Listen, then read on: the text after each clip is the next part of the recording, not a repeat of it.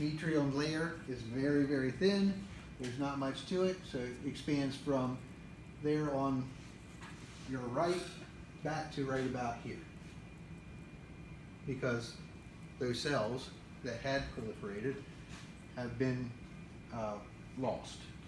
This is more of the myometrium in the back, this muscular tissue. So not much to see here in the menstrual phase of the uterine cycle. After the menstrual phase, you have the proliferative phase. Find that, here it is. And what you see in the proliferative phase is that the endometrial layer starts to proliferate. You see a whole bunch of new endometrial glands being formed, and those glands kind of spiral. And because they spiral, you get them cross sections in many different formations. But it usually extends for a great distance. Like you can see, all of this is the endometrium, where it's starting to build up in preparation for a fertilized zygote. Then in the secretory phase, those glands that you've just made, well, let me find them. Those glands that were produced start to secrete glucose and other nutrients for the developing zygote. So the glands start, let me turn the light down a little bit. The glands start back here at the base of the endometrial layer, and they will extend all the way up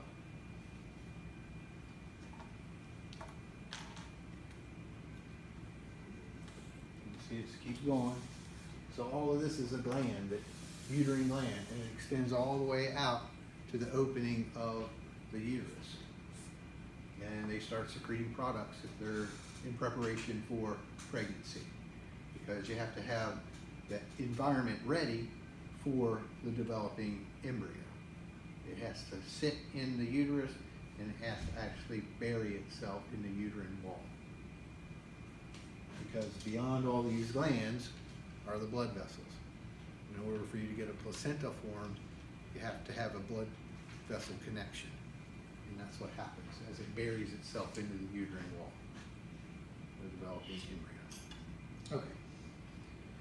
Switching gears, we're going to ovary.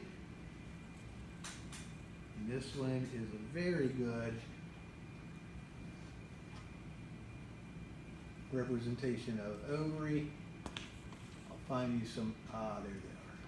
Primordial oocytes, primordial follicles. You can see they have a single layer around them, and that single layer is flat squamous epithelial tissue. As these the primordials become primary, the covering around them changes from squamous epithelium to cuboidal, one cell thick. So this is a primary follicle.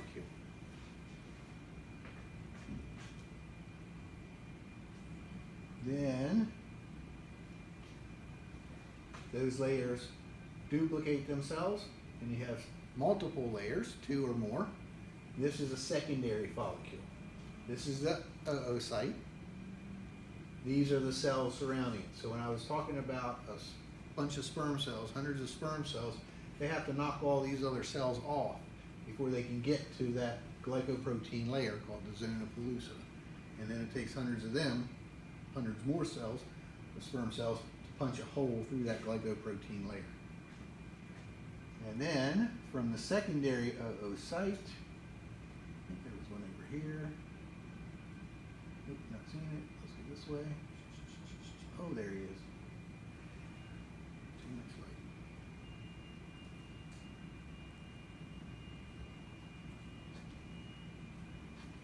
light. As it expands, it gets bigger and bigger and bigger.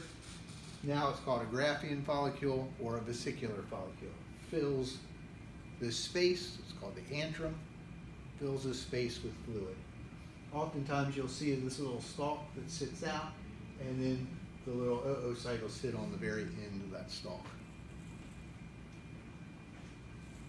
But you're not seeing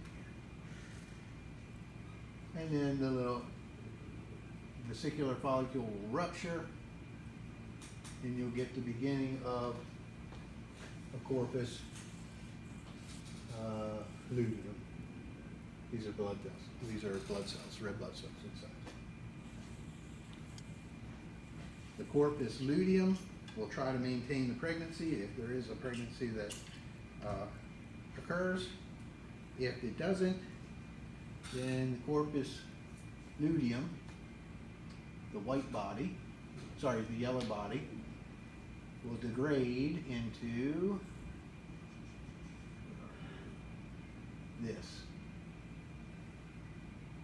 All of this is the corpus albicans. It's huge. It takes up a big chunk of the ovary. And you can see in this ovary, you've got some primordials. We've got a secondary getting ready to become vesicular. That's probably secondary as well. But you can see that the oocytes are constantly undergoing change, moving from primordial to primary, from primary to secondary, and then to vesicular.